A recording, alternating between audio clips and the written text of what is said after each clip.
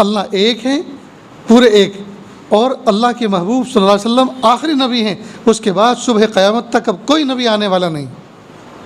لہٰذا کوئی اگر اپنے نبی ہونے کا دعویٰ کرے، یہ نبی کا ہمسر ہونے کا دعویٰ کرے، وہ کوئی ملعون تو ہو سکتا ہے، فرعون تو ہو سکتا ہے، وہ اللہ کا نبی نہیں ہو سکتا۔ لہٰذا دوستو، اپنے بچوں کو، اپنے ذہنوں کو، اپنی مستورات کو، اپنی بچیوں کو سنبھال کے رکھیں۔ یہ فتنوں کا دور ہے، اس لیے یہ فونوں کے اندر اور یوٹیوب کے اندر کوئی بھی چینل کھول کے بیٹھ نہ جائے، کوئی پگڑی والا دیکھ کر، کوئی داڑھی والا دیکھ کر، اور آپ لگے اس کو فالو کرنے کے لیے، اس کو لائک کرنے، کہیں ایسا نہ ہو ایمان لٹ جائے۔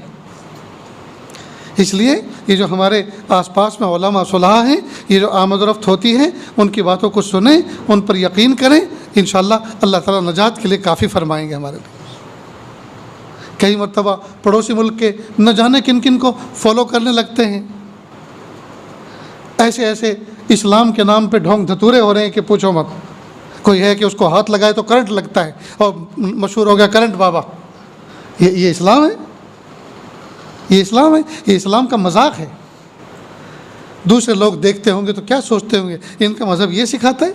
مسجدوں میں پگڑیاں اچھل رہی ہیں، اور ٹوپیاں گر رہی ہیں، اور بال بکھر رہے ہیں، اور گردنیں ہل رہی ہیں، اور قلابازیاں کھا رہے ہیں، اور جوش میں آ رہے ہیں۔ کیا صحابہ کرام میں، اللہ کے محبوب صلی اللہ علیہ وسلم کی موجودگی میں ایک صحابی نے یہ کوئی ناٹک کیا تھا؟